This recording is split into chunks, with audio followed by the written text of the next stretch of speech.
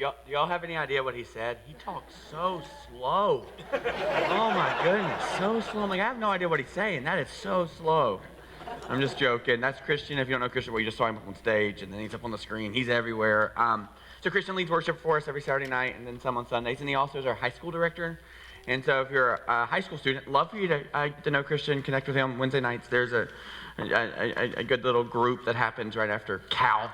So that's about 6:15. They get together, and he's a great guy. If you know him, you know that. He even has a tattoo, which makes him hip, I think. I was joking about the slow talking, but I do want to just kind of be upfront with you guys today. Probably going to move at a little slower pace. Okay, some of you are like, oh, but that means we're probably not getting out of here until about 11:30. That's a joke. But there's actually two reasons for that. One, to be honest with you, just real candid. I don't have a ton of energy. It's been kind of a long week and just tired. So you got that piece. But I don't want you to filter this message through that. There's actually a second piece. Some really important material. Like really important material that I want you to hear today. And so if it takes, I want you to kind of saturate this whole thing. And it's really, really, really important you get this. And so I don't want to preach at you really hard for sure, but what Jesus does here is absurdly important, and I'd hate my mumbling or slurring of my words or speaking too fast to stand in the way of you getting that. So it's really important that you get this today. Christian, non-Christian, I can't imagine something that'd be more important for what I believe God has for you this year. Okay? And today, not just this year, but today, for your families, for our church, for our community. And so just want you to lean in on that with me. And don't usually always do this right at the beginning, but I do just want to pause for a second and just ask God to speak to us. So if you're a Christian, in this moment, I don't want you to spectate in my prayer time and just listen. I'd love for you to say to God, God, would you make this time worthwhile? Like, would you peer into my heart, show me how you feel about me, and show me how I can receive you and respond to you? Would you just ask him to do that? He will. Now, if you're not a Christian, not a believer, not even sure there's a deity out there, here's what I'd like for you to say. You don't have to, no pressure here, guys, but if you'd be open to it, I'd just like for you, as I'm talking, just to say something like this. God, if you are real, if you're real, like if I'm here, I want to be here for the next however long, and if you're real, it'd really be nice to know that. And so, God, if you're real, would you just tell me that? Like, would you make yourself known? Like, what do you got to lose, right? And so I'm just going to pray real quick, and then we're going to jump into some hard but really beautiful material. You ready? Oh, Jesus, you tell us in your word that this is the day you've made, and that we should rejoice and be glad in it. You've also told us that don't worry about tomorrow. Why worry about tomorrow? You can't control any of that, but today has enough worries of its own. So here we are sitting in this moment, kind of vulnerable before you, and you see everything about us. And I love what Chris Tomlin says in the song Indescribable. You see the depths of our hearts, and you love us the same. And so, God, would you allow us to breathe deeply in this moment? And God, would you just speak? Jesus, you're going to read from the book of Isaiah in this passage that we're going to talk about. And in that book, in Isaiah 55, you use that prophet to say that your word never returns void, meaning every time it goes out, which is what's about to happen, Lord, it always yields exactly what you intended. So God, I just pray that the power of your presence in this place, the power of your word today, the power of your love and grace today would just penetrate our hearts, and we would be different for it. And God, for the folks in this room, particularly those who just were really, really brave to say, God, if you're real, would you speak? God, yeah, you're on trial there. Don't feel too much pressure there because you've been on trial before and actually found guilty and put on a Roman cross for it. And in those moments, you're able to get the attention of the whole world and declare your love for us, ask for forgiveness of us, even declaring that we don't know what we are doing, and then actually paying the ultimate price for our sin and our brokenness by your death. And then you prove all the things that you said about us and about you and about the kingdom are true by coming back to life. So God, if all that can happen, if that's the kind of power that you have and that's the kind of love and grace you have, it would make sense that you can meet us right here in this room today with that same power and presence. So I'm just going to ask that you have your way. Wholeheartedly, God, would you just have your way in our hearts today. And Jesus, you tell us that salvation is a gift from you. And know that you want some people to receive that today. And you tell us the only way that you can receive it is through faith, and faith also happens to be a gift from you. So God, would you give people a new faith today to see you and know you and be loved by you and received by you and find healing from you and favor from you. And we pray all these things in your name, Jesus. Amen. Okay, so if you haven't been with us, or if you have, either way, let me just catch you up to speed. This is week 6 of a series called the Jesus Creed, and by series just means it takes us a few weeks to walk through something. And here's kind of the big premise, okay? All of us have creeds, all of us in our life, and here's what a creed is. It's just a kind of a set of beliefs that guide your life, right? So we have all sorts of creeds about why you go to sleep at the time you do and get up at the time you do, why you go to work, why you say nice things or don't say nice things, why you honk the horn in the car line or why you don't, why you, whatever those things are, why you got this morning and chose the clothes that you did, why you tuck your shirt in, right? Some of you do that. That's really nice. And some of us have another creed that we don't like to tuck in our shirt because we have that back fat right here. We don't want you to see, whatever that is. You just got your creeds, right? And so there's a set of beliefs you have. Wow, that hit home for a lot of us. You're my people. I just want you to know. Whoever laughed at that, we're friends, okay?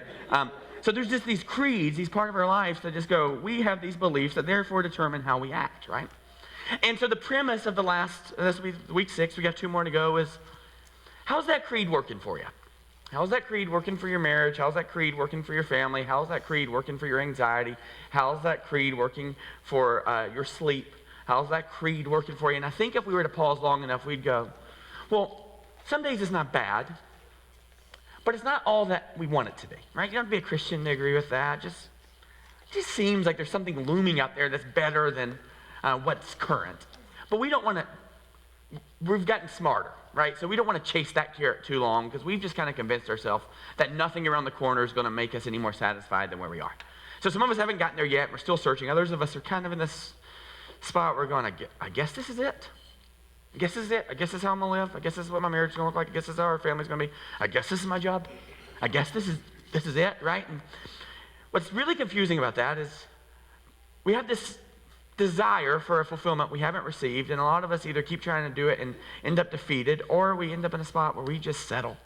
And then we don't even like ourselves or the people around us who just settled. And so get all this confusion going on. And then the God of the universe steps down on this planet. Now, if you're not a Christian, you're going, that's weird. But for those of us who walk in that faith system, Jesus, the God of the universe, steps down to model a good life and to show us how much he loves us. And then he makes some really interesting claims. One, he says the thief is the one who's come to steal, kill, and destroy. Now, that's both in just the evil and the brokenness of our world and the way that plays out in people's lives. And he's also pointing to the evil one, Satan, who really would love for you to settle and not enjoy life. And so Jesus says, hey, the thief has come to kind of create that circumstance by which you operate in this creed that just doesn't really ever let you fully live a life. And Jesus goes, but I, this is a bold statement, have come to give you. So there is I, Jesus going, that's me, and I've come to give you, meaning he is the bestower of this, but I, Jesus, I have come to give you life. And then he clarifies that. And depending on the language you look at, or the different translations, and that it says life to the full or an abundant life. So he is saying there's something out there. So for the last 5 weeks, he's going, if that's true, wouldn't it be nice to tap into that? And then he says later, he actually tells us that the way that we find that, he goes, no, it's not through a set of beliefs, not through a set of checklists. He says, I am that way. Both to God, to God's kingdom. By the way, that's not about heaven. That's not about you praying a prayer and getting to heaven someday. That's about God coming and setting up residence with you now. So we're not talking ethereal about if you do this 1,000 years from now, life will be better for you. I'm talking about if you do this, life is better today. Okay? So there's a bold statement that this is a lot bigger story. I am the way. I am the truth. Meaning it's not some relative term. Truth isn't what you feel. You don't get your own truth. He goes, I know I am the truth. I am the way, the truth, and the life. And he says, no one gets that. No one gets to God and all those things but through me. So we've been kind of working through, well, how do we access that? For one, if you're a Christian, it would make sense that our life would reflect that. And shame on us and shame on me because my life doesn't always reflect that full life. And so what if that is the most desirable part about Christianity for those outside these walls or out that don't see this and they see a full life regardless of circumstances, right? So there is this motivation and go, both for you, want that for you, both for our world and for our world. I'd love for the world and to see that in us, right? And so how do we tap into that new creed, right? And he's going, that's me. And so what we've kind of been working through, this idea that's who Jesus is. And then we just kind of said, okay, if a creed is a set of beliefs that guide our life. So in other words, we have these beliefs, and in those beliefs, they determine our behaviors. Right? That's not anything new. You get that. The things that you believe determine why you do that. Remember, we just talked about why you don't tuck your shirt in, right? You have some beliefs, and therefore there's some behaviors, right? So we have all these things, and we're going, well, how do we change our beliefs then, right? Do we just get up one day and just go, I'm not going to believe that anymore, right? And you've tried that, I've tried that, and it just hasn't worked. And so what we realize is that there actually is a whole other set of things happening before we get here. And this isn't like this neat little discovery that psychologists found out. This is actually what you see in the scriptures, that when John the Baptist and Jesus kind of show up, first John the Baptist declaring this, then Jesus, that there is this new way to live. He says something, and he says, repent. And you go, oh, we don't like that word in church. And I would say, get uncomfortable and get comfortable with being uncomfortable today, because this whole message is about that, repentance. But for you to understand that, this is not me screaming at you with a bullhorn. This is not me trying to tell you to change your behavior in any way. Because that word repent literally means change the way you think, right? So when you change the way you think, your thoughts, what happens here is it eventually changes your beliefs. It eventually changes your behaviors. So we can't just go, we need to set new beliefs. We just white knuckle it and we have new beliefs. No. The way by which that happens for us is literally we change the way we think. Now hear me when I say that. It doesn't necessarily always mean we change what we think about. And when I've said this, you go, okay, I got to start thinking new thoughts. I got to not think those old thoughts, and that's a piece of it, right? Renewing your mind is part of that process. But what you're going to see today, that even if it's hard for you to change your thoughts, you can at least, and what I hope happens for us today, you can at least change the way that you think about those thoughts, right? So what kind of the goal here today is, boy, what if we change the way we even think about the thoughts we have, right? Because there's a couple different ways this happens in psychology. Love it. This isn't new. This is cognitive behavior therapy. This is actually what happens in the garden in Genesis chapter 3. Adam and Eve look up one day and they have a thought, oops, we're naked, right? I'm from the South. We're naked. That's N-E-K-K-I-D. Oh no, we're naked, right? And as a result of being naked, what do? They have a belief. What's their belief? We feel shame. We don't like the way our bodies look. We feel vulnerable. We feel exposed. They have a thought, oh no, we're naked. They have a belief, oh gosh, I feel shame, right? And therefore, they have a new behavior. What's their behavior? They hide, right? So you see it in the very beginning of the garden, but even as psychologists work through it, one of the things that actually kind of came up in Philadelphia, of all places, this new way of talk therapy and working through it called cognitive behavior therapy, which goes, let's take an event in your life, whatever it is, current, your spouse, with your fight with your parents, whatever it is, and let's talk about the thoughts you have there. And let's take some space in those thoughts. And then let's analyze the things that you believe and feel as a result of those thoughts. And then perhaps come up with a different way to get some new behaviors, right? Really, really beautiful. And I would say that part is scriptural. But when we try to do all that on our own, these beliefs, this is where it gets really, really complicated, because one of two things happens with those thoughts. One way we go, man, I'm a mess. I'm an addict. I can't stop looking at that. I can't stop doing that. I can't stop saying that, whatever that thought is for you, right? And then you have to go, okay, how do I fix that? And guess what? You try over and over to fix it. I can fix this. I can do this. And then you can't fix it. So what do you do? Because you keep having these thoughts, and guess what? You can't stop having those thoughts. You know why you can't stop having those thoughts? Because they're true. They're true in your life. So you have these thoughts, and so you go, okay, I have these thoughts. This is what my current circumstances. This is what I've done to myself. This is what someone else has done for me, and they are real thoughts. And then you go, well, maybe if I do this, maybe if I read this book, or try this strategy, or get up a little bit earlier, or do all these things, and we come up with all these new plans as a result of, I can handle this, I can control it, and then we can fix it. And for all of us, right? We have these thoughts, and then we have those beliefs that we can fix it, and then what ends up happening for us is we come to the conclusion that we can't fix it. Can't fix it. So then you have one of two things. You either go, I'm going to be miserable and devastated the rest of my life. Or another way that some counseling works, I don't say all categories of this, is this, how about you just accept that's who you are? How about you just accept that's your identity, and then you just dig deep down inside you and go, this is my truth. This is my identity. And I'm not talking about sexuality. I'm not talking about those things. Well, it fits in those categories. And so what happens in this is we have learned that we just have to accept ourselves the way that we are. Right? So we accept all the stuff about me. And then this is what we do. Then we find other people in our world that accept the same things about them. Because they're our friends. They're our peers. They have the same experience. And so what we do is we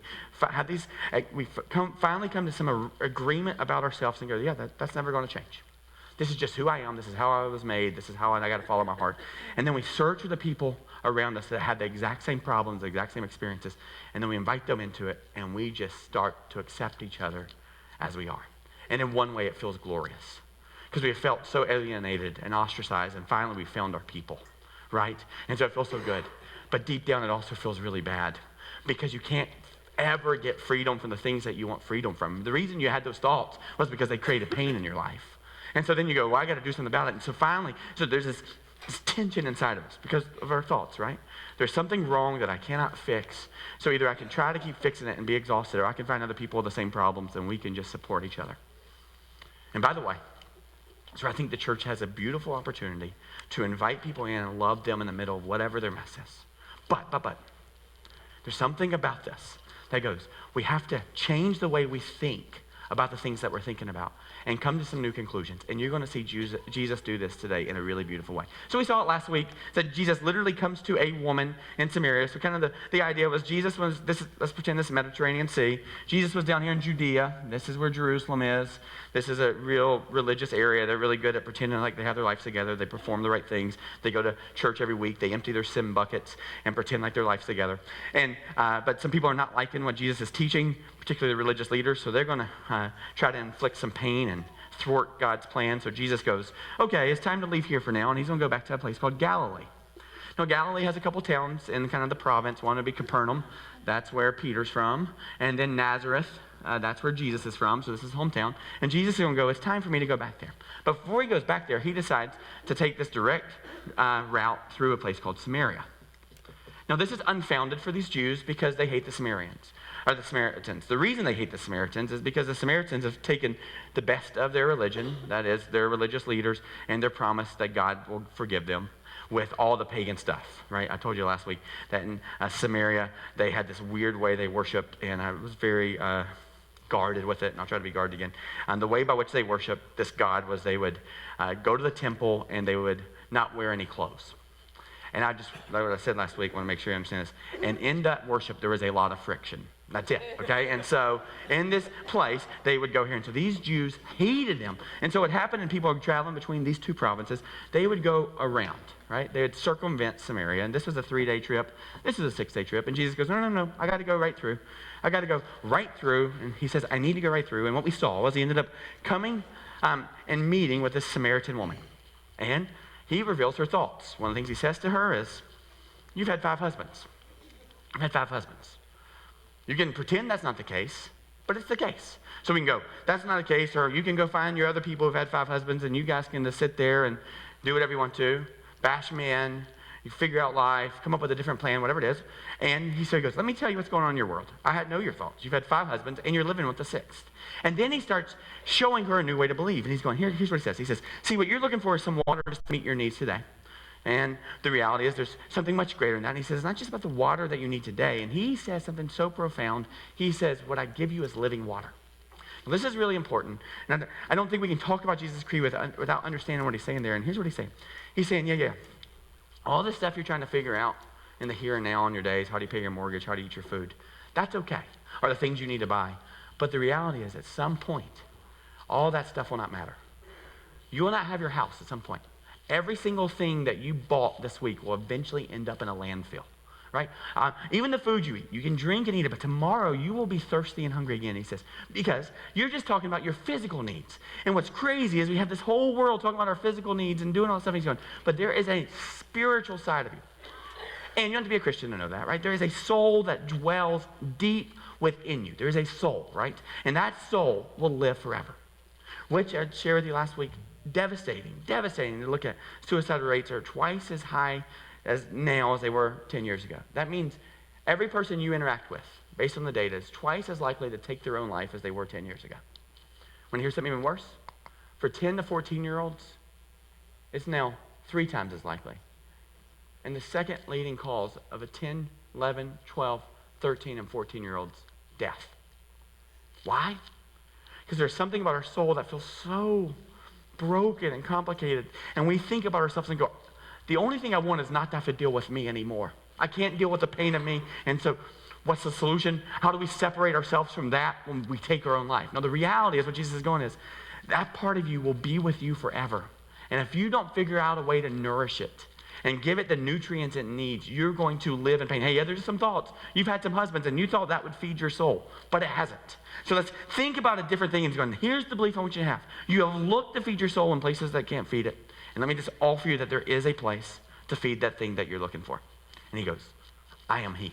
Right? And so Jesus makes this declaration really, really beautiful. She has some new thoughts, therefore, new beliefs, and therefore new behaviors. This introvert now goes into the countryside to tell everybody she knows, the ones that she felt judged by, that there is a Messiah who feeds our souls, right? Who gives us healing, who gives us favor. And she starts making these declarations, and all these people come to Jesus, and they go, we were really mesmerized by your behavior and this fact that you now have this fulfilled life just in an instant. But now that we see it for ourselves, we don't believe because of what you said. We believe because we've experienced it too, right? And then they go, hey, Jesus, will you hang out with us for a couple of days? So Jesus, in this pagan, broken culture, sets up shop for a couple of days and just loves these people. And all sorts of miraculous things happen there.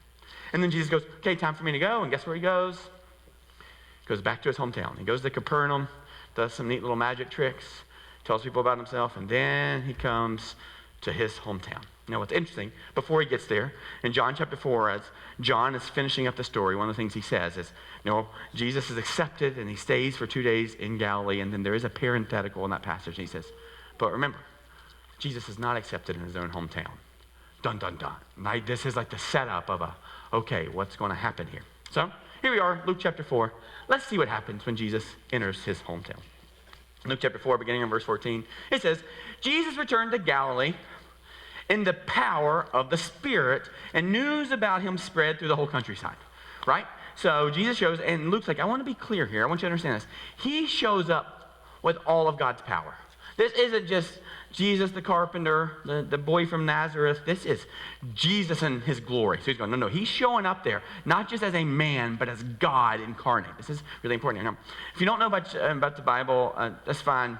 This is a place for you. We'll try to walk you through it as we know best. And so the Bible's kind of set up in a couple different things. Old Testament, which is all helping us come to some conclusions that we can't fix ourselves, really helping us rethink our own brokenness. Can we save ourselves? Is there enough rules for us to follow to make God happy with us? And finally, the conclusion is no. So therefore, either we live in this desolate land or we go, perhaps there's someone who can save us. That's a new belief, right? So the whole idea of the Old Testament, there's this whisper that there's going to be a God who's going to be a Messiah who's going to come and save us and make things right, bring us healing, bring us favor, right? And then the New Testament starts with the one who does that.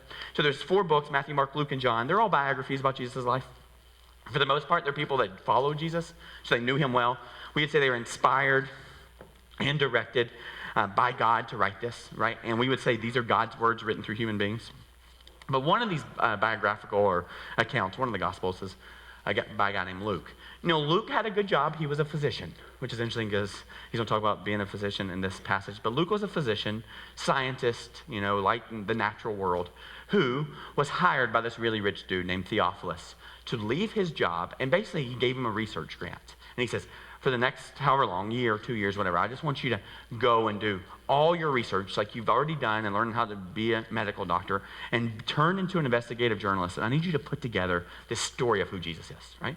So this rich guy goes, if this is all true, I need to know who this guy is. So he literally hires Luke to go do this. Now we would say God's in all that, knew that 2,000 years later this was going to be how we got this. And so Luke becomes so intrigued by the story. In fact, so what we understand is Luke would have gone and sat down with eyewitnesses. He would have gone and chatted with each of them, and he would have sat down with Jesus' mom, right? So Jesus' mom would have been, at this point, in her 50s, 40s, 50s, and he would have been like, okay, tell me about this, and he would have done that. And so he writes the story of Jesus' life. Really, really neat. And so impacted by it, he actually decides to keep doing it, and he then starts following around these apostles, these first century disciples that Jesus called to get the story out, the reason we have the story now, right?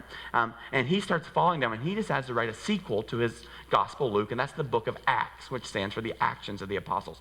So it's really interesting as Luke writes about this in third person, even writes through most of Acts in third person, but then he actually puts himself in the story in the book of Acts because something transformative happens in his life. So Luke is looking for all the truth he can find, and he's putting it down on paper, and he's going, so here's what's happened. Jesus went to Galilee, and news spread through the whole countryside, right? So then verse 15, you see this. He was teaching in their synagogues, and guess what? Everyone praised him. So this is in Galilee. Galilee's probably got 20,000, maybe 40,000 people 20,000 probably is a good guess. And so in each of the little neighboring communities, there would have been synagogues, right? Little bitty churches where people would gather on the Sabbath, 50 people, 100 people, they just sit there. And Jesus was kind of doing the circuit teaching. He was going from place to place. He was healing people. He was declaring that his kingdom was available, all these different things. And so he's been doing this in different towns, and everybody was really amazed, which makes sense. And here's what you got to understand. Jesus was the best communicator ever. Like, he was the best preacher ever, the best teacher ever. Like, this guy, every place he went and every time he spoke, people were mesmerized, right? Because he is God incarnate. Like, he is perfect. And so they're praising him like, this is something we have never seen before, because it's true. They've never seen this before, right? And so it says they praised him. And then it says, verse 16, he went to Nazareth, where he had been brought up, and on the Sabbath day he went into the synagogue, as was his custom. So every day he gets up, he puts on his clothes, goes to the church, just like, we did today. And then he stood up, so I guess he's the guest reader of the day, to read. And the scroll of the prophet Isaiah was handed him. So one of the things you got to know is, it wasn't like the whole Old Testament was in like one book, right?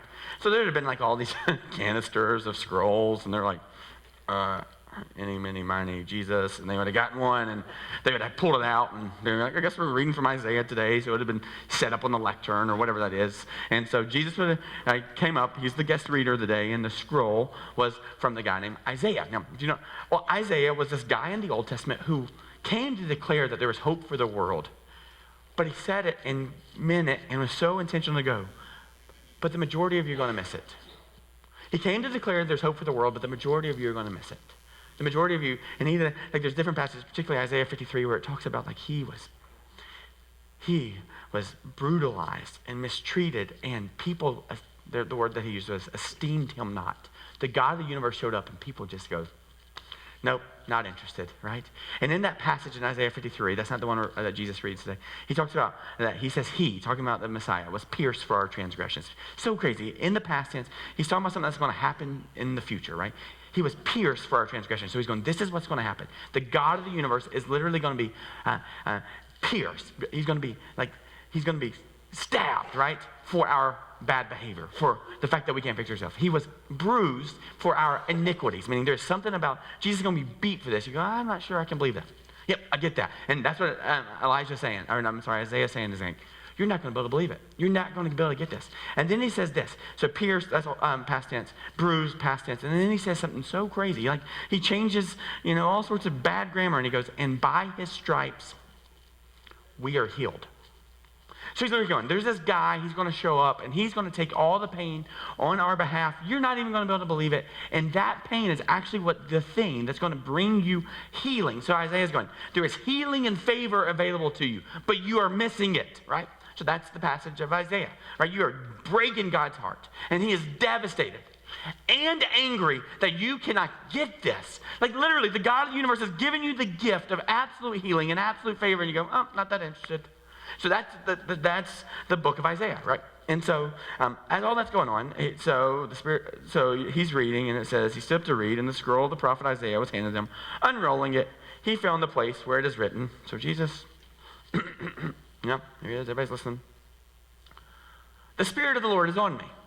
Isaiah was saying that about the God who's going to come, and now all of a sudden, he's prophesying this moment's going to happen, and in this moment, that moment's happening. And so when Jesus is saying the Spirit of the Lord is on me, he's talking in first person about himself. He's going, that power, remember Luke already told us about it, that is on him in this moment. The Spirit of the Lord is on me, because he has anointed me to proclaim good news to who? I want you to see this. To the poor. He has sent me to proclaim freedom for the who? Prisoners. And recovery for who? Of sight for the blind. To set who free? The oppressed.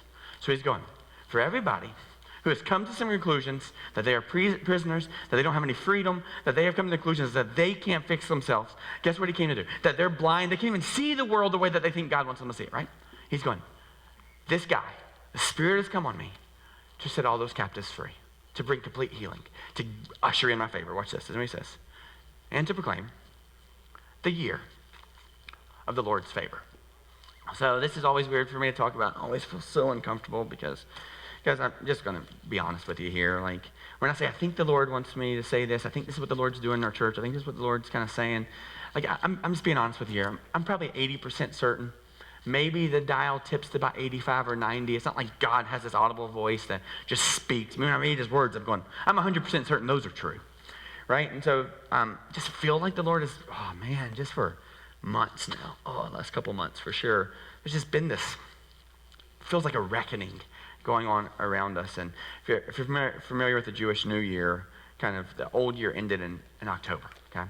And there's some really neat stuff that happens, like Yom Kippur, this is like the Day of Atonement, where people kind of acknowledge their sin and acknowledge their need for a Savior. You know, they still make sacrifices in the Jewish world, still proclaiming that one day the Messiah is going to come.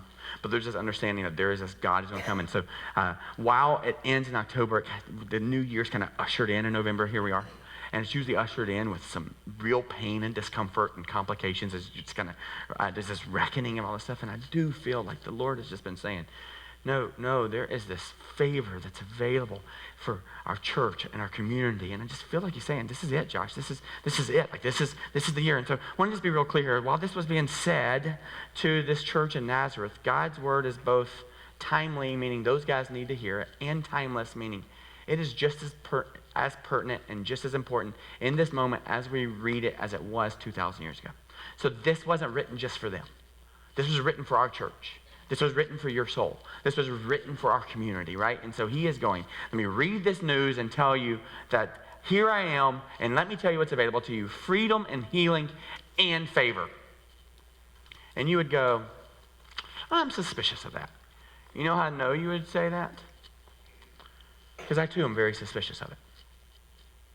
No, God, I've asked you before and it hadn't come through. And no, God, I'm not really sure that you're that good. I'm not really sure. Yeah, you say to give an abundant life, but I kind of feel like that means like live like a C+ life. Like, I don't really think that that's what you have access to. And we're so afraid, but I'm so afraid to go, okay, what if I do? What if I really lean in and think God's really going to do something good, right? That's what we do. And then he doesn't. Then what do? We're sad. We're like, what if our God's not big enough, right? All those kind of things. But you know the reality is, what if we really lean into God and go, God, we believe all this stuff, and he doesn't come through? Where does that leave you? The exact place you currently sit. That's it. So logically it's going, we're so suspicious of God, we're not real sure, we need you to do some more magic tricks. So God, if you would like cut all the lights off right now and then cut them back on, we would believe that you might want to give us favor. Like if you do some kind of little neat miraculous trick, like if you can have like Josh levitate, then if that happens, we would maybe believe him, right? And so there's just this belief that God is going, let me tell you what's going on, and we're really suspicious. And so can we just acknowledge in our hearts and in our minds we're suspicious of God's goodness and that he actually does want to bring healing. And I'm talking about absolute healing. He wants you to be completely healed. And I'm not talking about your body.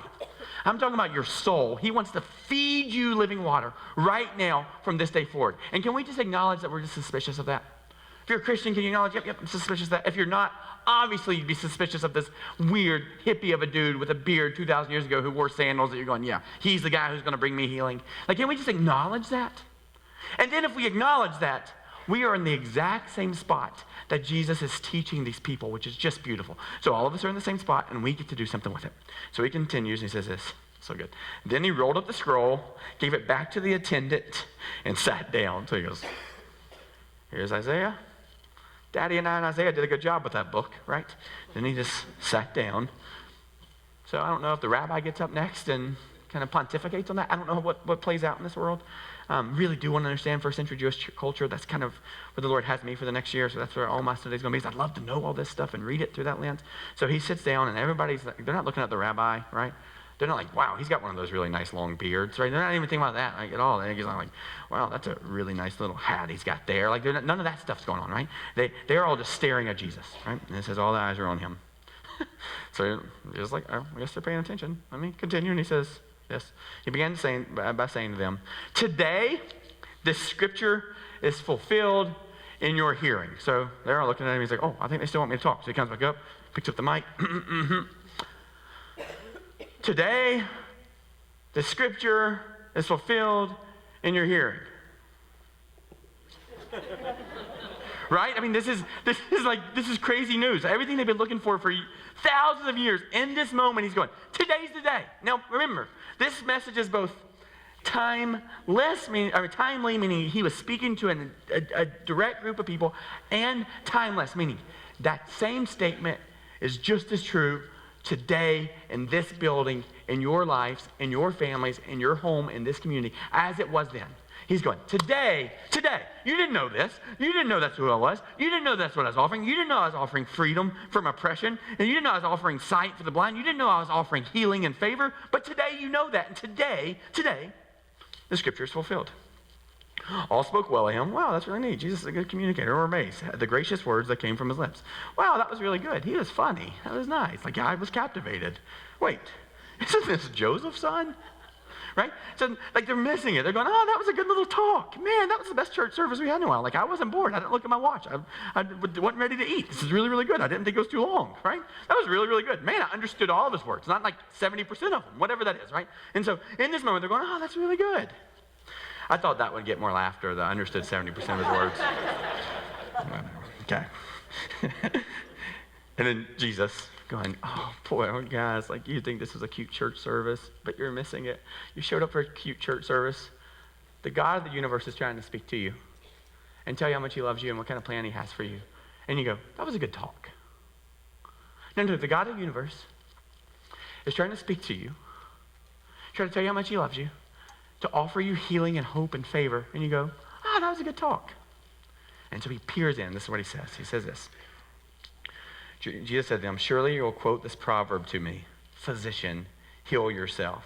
And you will tell me, do here in your hometown what we have heard that you did in Capernaum. So he goes, now let me tell you what you're actually thinking. You think it's a cute talk, but you don't believe that what I said is true. No, you're captivated by it, but I just said all this is fulfilled. And you're going, I'm not so sure. Like right here in this room. Yeah, that's great, but I don't really think God's going to give me healing in my soul today. Yeah, that's great, but I don't really think favor is about to land here. Like, I mean, we just are such a suspicious group of people.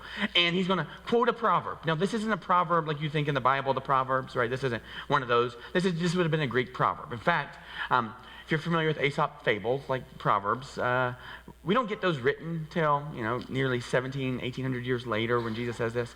But Aesop existed about 600 years before this happened, right? And he would tell these cute little stories with their morals. And one of the ones he would talk about was the frog and the fox.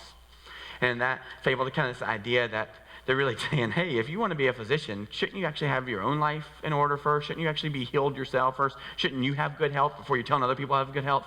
This is like saying to a drug dealer, hey, if you're selling this, are you smoking it? Right? It's that kind of thing. And so he's saying, hey, I know what you're thinking. You're thinking, yeah, we'll believe that if you'll do the little dog and pony show, and they'll point to Capernaum. Hey, a few weeks ago, you're up there, and all sorts of crazy things was happening. There's a lame person, you're like, abracadabra, he started walking. There's a dead person, you're like, abracadabra, and he started living, right? There's a blind person, you get the story, and all of a sudden, all these things happen. They're going, yeah, we would believe you, Jesus, if you could just meet this next little need we have. We're suspicious, so just do another little trick, another dog and pony show, at least pull your thumb off, put it back on, whatever it is, just need you to do something, right?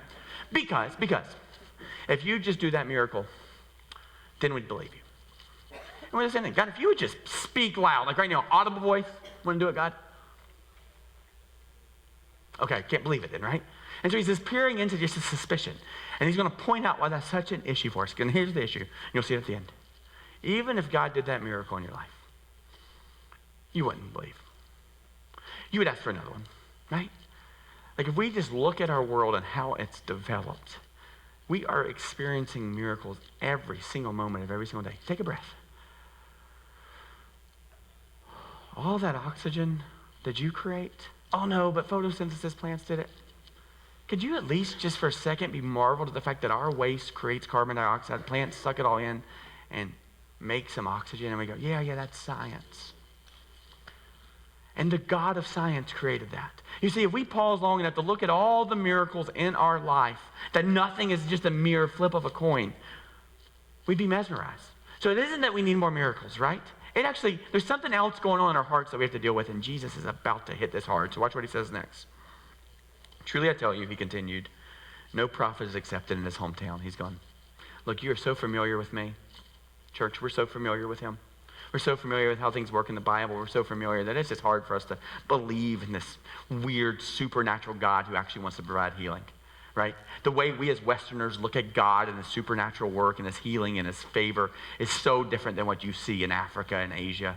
We are just so familiar with this. We have figured out a way to nail and scale and box up this cute little Jesus. 3 songs message, 1 more song in response, dump your money in the plate, go about your day. Right? It's just this, we're just so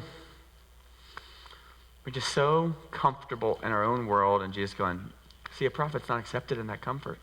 A prophet's not accepted because the reality is you don't need me to come through for you today. You won't go hungry. You won't be naked. You won't be starved. Right? So he says no prophet's accepted, and then he says this, verse 25, I assure you that there are many widows in Israel in Elijah's time. Okay, so let's go back to your prophets. Let's talk about the prophets. Elijah, a guy who continued to point you back to me and say there's healing and there's hope and there's favor. That's what Elijah did. And in the middle of all this stuff, you ignored him. And in your society, there were a ton of widows who were dying. Because here's what was happening in there. So what was happening in Elijah's time when the sky was shut for 3.5 years and there was a severe famine throughout the land. Yet Elijah was not sent to any of them, but instead sent to a widow in Zarephath in the region of Sidon. So he's going, 800 years earlier, you're familiar with this, Jews.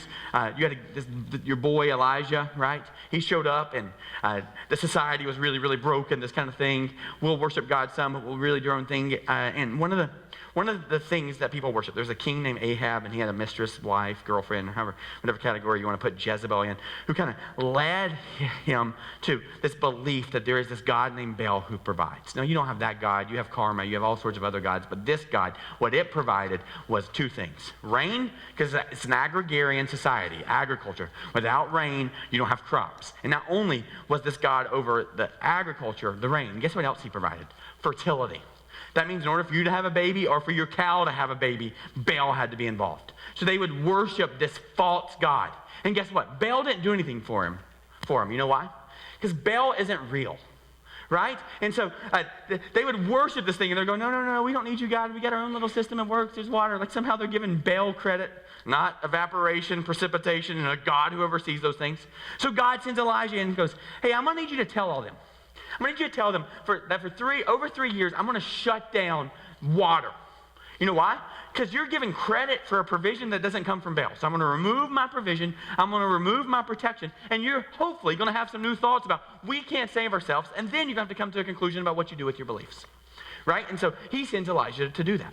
And so he goes, here's the reality. There were a lot of widows in that town who were struggling, right? You know how this works. You know what Reaganomics is, the trickle-down effect, right? And so at the top, when the rain stops, there's some people with some silos filled with food. But guess who wasn't getting that food? The widows at the bottom, right? If it's all trickled down, nothing was making it to the bottom. So there were hundreds and thousands of women and children dying in the middle of this because they're going, nope, we don't need you, God. We'll do it ourselves. And literally, they couldn't even come to the conclusion that they needed a Savior, right? And he says, so there was a lot of widows. But guess what? Elijah couldn't save them. Elijah didn't save them. Instead, he goes to a widow in Zarephath in the region of Sidon. This is a Gentile. This is a person in dirty country. And by the way, this is what's so crazy. This is Jezebel. This is Jezebel's hometown. In fact, her dad lived there, and his name was Baal. Literally, he goes to the courthouse and changes his name to Baal is alive, right? So like, I don't know, he hooked up some of those, those jumper cables and got all crazy. And he's like, it's alive, right? And so he changes his name to Baal is alive, and this is where Elijah goes. And he interacts with this woman who is a widow. She doesn't have a husband. She doesn't have a way to provide for herself. And this woman has a widow with a kid, and she has nothing. In fact, in her little cupboard is like some paste, some guava paste. That's what she has left, right? And a little bit of oil. So Elijah shows up at her house, kind of interacts with her, and finds out about her plight and says, do you want healing? Do you want God's favor? And then he tells her what she needs to do. This is so messed up. He says, would you make me some food? Like the rest of your food? I know it's not very much. Will you make it for me? No, can you imagine her situation? Wait, do you want me to make you food? How would I make you food? Like, I don't have any more food, right? Why would I make you food? You would think she'd go, okay, before I do this, can't you prove to me you're a man of God? Couldn't you do some kind of magic trick, pull your thumb off, like whatever it is, call down rain, whatever it is? Could you do something just to confirm that I can trust you? Could you just do something, right? Because, again, Reaganomics, right? Trust but verify, right? Could you do something? It's not that I don't trust you, but I don't want you to prove it first, right? That's how she could respond. Or she could respond in this way. I have very little. If I give it to him, and he's not who he says he is, I'll die a little bit sooner. But I have very little. And if I give it to him, and he is who he says he is, I will have life in abundance. So, this lady, she understood her condition and said, basically this: what do I have to lose? And so I'd ask you this. Okay, let's talk about your thoughts. You have very little. It's not working out for you. You can keep reading the new self-help books, and you can keep trying those things and end up in the same spot, or you can go bring it to God and go, I'm just going to give you everything I have. That's my good, that's my bad. Because here's the reality. I have come to the conclusion that I have nothing to lose in trusting you. Right? So what do you have to lose? So she comes to this arrangement. She comes to this conclusion. Her thoughts, she has a new belief. Really, the new belief is, I've tried everything else and it hasn't worked. Which, by the way, is how most people come to Christianity. I've tried everything else and it hasn't worked. I've tried the spouses, I've tried the kids, I've tried the new spouses, I've tried the new thing, I've tried all the different things to fill my thought life, and none of them have worked. So this lady comes to this conclusion. She makes some food, and guess what? Her cupboards and her oil jars are filled immeasurably. It doesn't work. I mean, then it gets worse. Elijah's about to leave, and then her son dies. And she's going, what? I thought you were a man of God. And he's going, look, watch this. And he does some weird stuff. He lays on top of him, he prays some prayers, and literally he brings a dead man back to life. Why? Because he wants this lady to understand that the power that God has isn't just to feed her for the next 10 years, 20 years, 30 years. The power that God has is actually to defeat death. So here's the reality. When people finally get the story of the gospel, which is, we can't save ourselves, right? Paul says it this way: the very things I want to do, I can't do. The things I don't want to do, I end up doing. And then he goes to this. He comes to this conclusion. What a wretched man I am. He knows his condition. And then, what a wretched man I am. And then he has a new belief. Who can save me? Then he goes, but be the Jesus Christ. Right? And so in this moment, this woman goes, okay, I'll get it. And so she knows her condition, and she brings what she has, which is very little. And she is blessed immeasurably. You're the favor. You have healing. And that's not enough. He's going to continue. He's going to tell one more story, and he's going to go, and then there was a man in Israel with leprosy, and there were many in Israel with leprosy in the time of Elisha the prophet. So he's going, let me tell you about Elisha's successor. So 800 years before Jesus shows up, now Elijah's there. This was Elijah's mentee, and so he's now working the area, declaring God's goodness, God's favor, God's healing, ushering that in, declaring the truth that there one day will be a Messiah, right? And then he's going to say, and there are many people in that area that had leprosy. Lots of people, lots of leprosy. Got it? Lots of people, lots of leprosy. Now, leprosy isn't just what you think it is today. It was basically every skin disease that could end up being terminal. It's kind of classified in this area, and he's going, hey, couldn't we just all agree? You had tons of people in your community with all those things. And yet, Elisha didn't heal any of them. You go, well, why didn't he, right? And he says this, watch this. Yet none of them were cleansed. Only Naaman the Syrian. Oh my goodness, I promise you, I can't put words on how offended they would have been in the synagogue that day when Jesus says that. Because they would have hated Naaman. They would have hated that he got healing. Because Naaman was a Syrian, and the Syrians, because God removed his protection and provision from the Israelites, the Syrians were big bullies. Every single day they would beat up the Israelites to take their lunch money. Right? I mean, and much worse. Take their wives, their kids. I mean, they were horrific human beings. Right? And so they would come in and pillage Israel and take their stuff day after day, and because God removed his protection and provision. Israel said, we don't need you, and God goes, okay, let me give you some new thoughts and understanding, and maybe help get some new beliefs in your world, right? And so Naaman was the general of these armies. But guess what? Naaman had a plight he couldn't fix. And he had a king who supported him and gave him all the resources he needed, and none of it was enough for him to be fixed. And so Naaman's servant tells him about this guy named Elisha, who's connected to the God of the universe, who could potentially fix him, who could potentially give him healing, and give him favor, right? And so Naaman says, what do I have to lose? So he goes to this Israeli prophet and asks for healing. Now, Elijah doesn't even talk to him. He sends a servant down, and he says something to Naaman that's just ridiculous. He goes, yep. Here's the solution. Here's what I want you to do. You can have healing, you can have favor, but the way that you're going to do it is you're going to have to go dip yourself in one of our little rivers 7 times. And Naaman is so offended. He's going, first of all, the guy doesn't speak to me. Does he know who I am? Right? And second of all, he's telling me to go dip in your dirty Israeli water. There is clean water in Syria. I can just go back there and get my own bath, right? So highly offended. How dare. And then the servant says to him, hey, Naaman, what do you have to lose? Can you admit that everything else you've tried, all the different medicine and all the different doctors, everything else you tried, it couldn't fix you. So, okay, you can look a little foolish. You can lose some friends over the deal, but maybe be healed. Or you can stay in the same plight you've always been in. So, Naaman goes, I know my condition. I know I can't fix myself. Perhaps the God of the universe can. So guess what he goes? He goes and gets in that water. I don't know if he keeps his clothes on. I don't know if he has to get naked. I have no idea what happens there. But he gets in. He dips in this dirty water. Could you see his face? Like just, I cannot believe I'm doing this. One time didn't help. 2 times didn't help. And he just continues to put himself in this dirty water. And can you imagine going, this is so foolish. What am I thinking? What am I thinking? And the servant going, what do you have to lose? It's not changing anything. Things are getting better for you. 3 times, 4 times, 5 times, 6 times. And then that 7th time. By the way, really cute little nugget. Hope this helps you understand and believe the scriptures. The number 7 in the scriptures are the number of completion. And it makes sense because if you think about all the different things, completion, how many days in the week are there? 7. How many colors are there? Well, this, I'll let you count. Roy G. Biv. Look at your rainbow, right? How many musical notes are there? And I'm not talking about sharps and flats and all that kind of stuff. Go ahead. Good boys do fine always. All cows eat grass, whatever those things are. A, B, C, D, E, F, G, 7. How about one of you really special musicians? Why don't one of you create an H? Well, how in the world is it has always been that way? You mean that's where all the colors come from? That's where all the musical notes? We have been in a world for thousands of years of music, and nobody's ever been able to innovate a new note. Right? There's just something about this number. And so in the 7th time, Naaman comes up, and he is completely cleansed. Why? Because he knew his condition.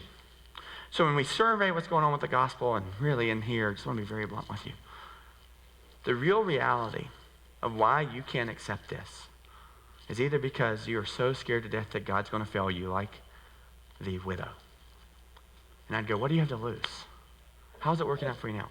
Or you are so prideful to go, how dare I have to do these things that make me feel like less than I am?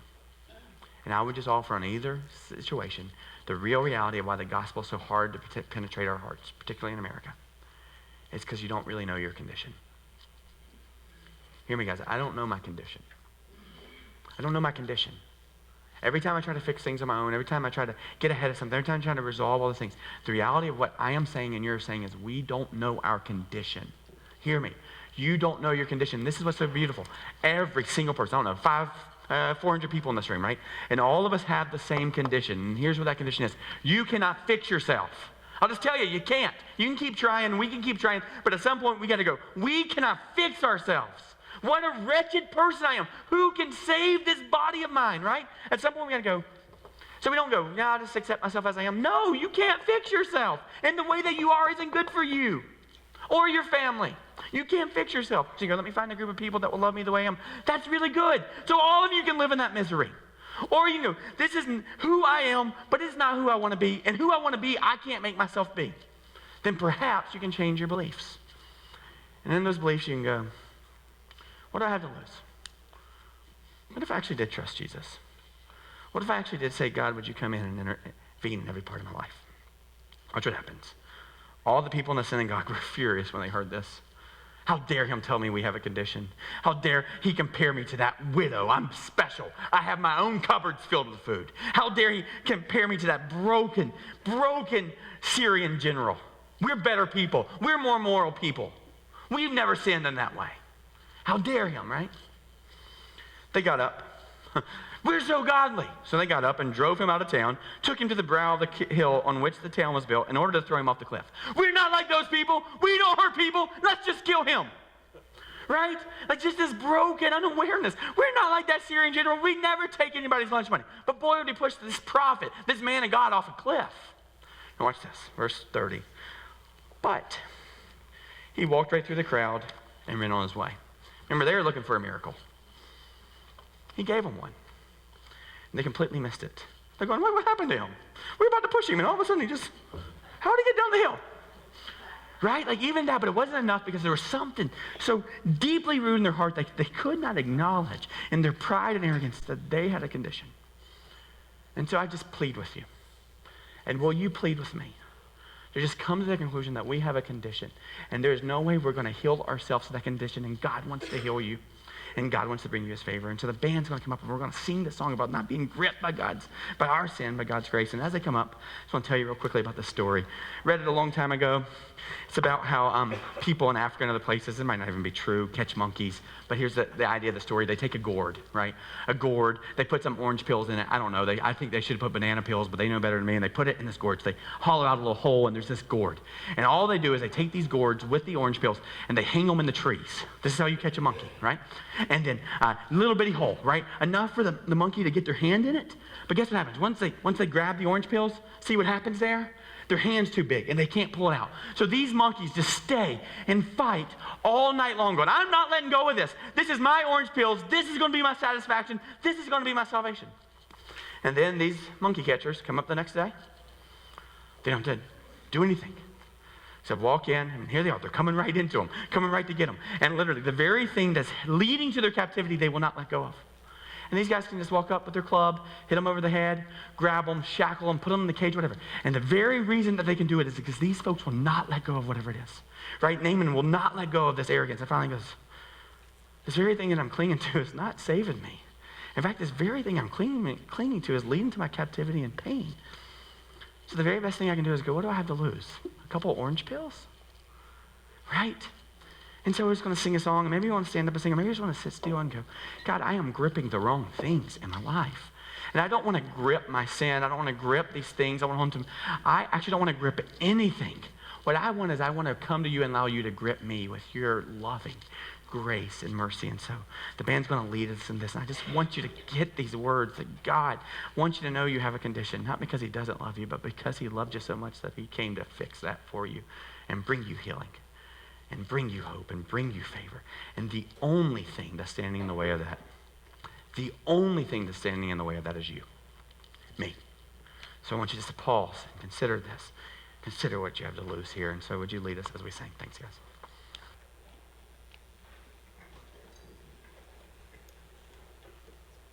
You can stand with us.